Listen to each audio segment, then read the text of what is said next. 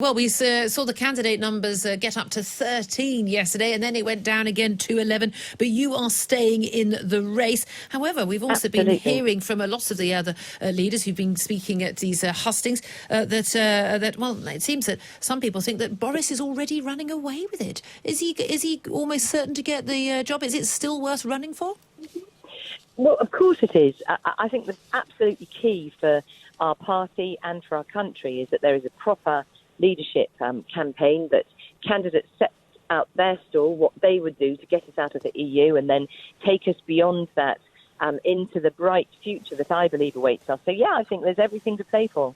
Do you regret dropping out of the leadership race against Theresa May last time? You've been very loyal to her, and I have to say, not just off the record, but on the record as well, certainly when you were serving in her cabinet. But the decision to put a Remainer in charge of Brexit has been seen by many of us on the Leave side as perhaps a little bit of a mistake in the end. Should you have carried on and stayed in that leadership battle and perhaps let the members decide?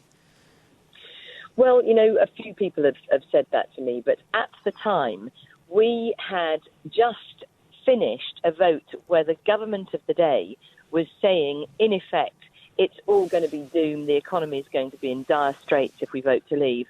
And we had just done just that.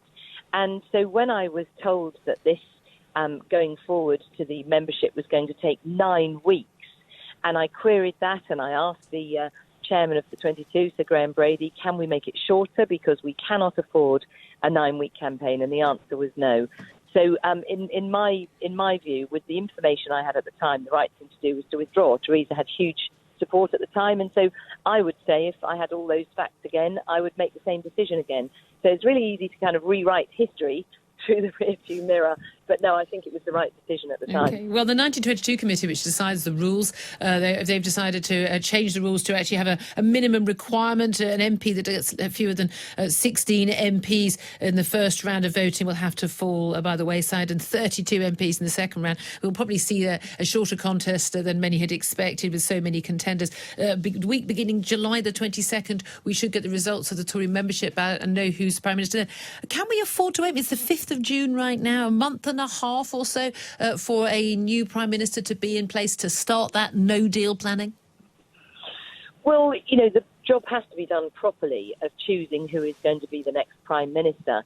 And so, as I say, it's really important that all candidates are setting out their stalls so that members of the public, who, after all, this is the Prime Minister, not just the leader of the Conservative Party, can actually hear what different candidates have to offer. And, you know, people argue, well, should the public have a vote? But the reality is that many members of the public write to their MPs saying, I like the look of this person, that person, I like this policy, that policy. So they do have an influence over how MPs choose. So it's really important for every leadership candidate to set out their stall. And of course, there is a bit of time. It has to take some time, not as long as was proposed in 2016. This is going to be a much quicker contest. But we do actually have to give people the chance to be heard.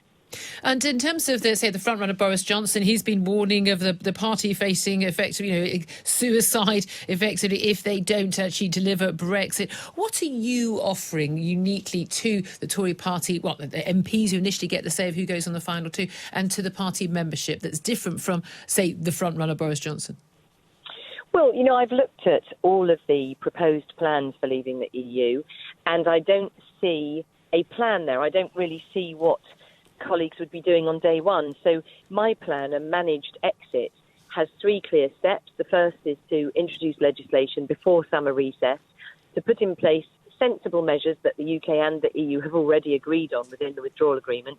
Second step, ramping up no-deal preparations for the alternative arrangements at the Northern Ireland border, and importantly, a draft temporary free trade agreement. And then the third step is to go to the EU heads of council, so the EU leaders, talk to them about the measures that we can put in place by the 31st of October if they agree to it, and setting out that we cannot stay in the EU any longer than the end of October. And let's be clear, you know, the EU do not want us to hang around either. We've just elected at the European elections a bunch of Brexit Party MEPs who are not going to be friends to the EU. The EU's got to get on and sort out their next multi-annual financial framework. They will not want the United Kingdom to still be distracting all the things they need to do. So a decision to leave at the end of October that is accepted by all of us, I do believe will encourage EU leaders to look seriously at what plans we can put in place before the end of October that will mean it's a managed exit, so we can resolve citizens' rights, goods in circulation at the point of exit, the future for sovereign bases, for Gibraltar, for air transport and so on. And I do believe that the EU will want to put those in place alongside the UK.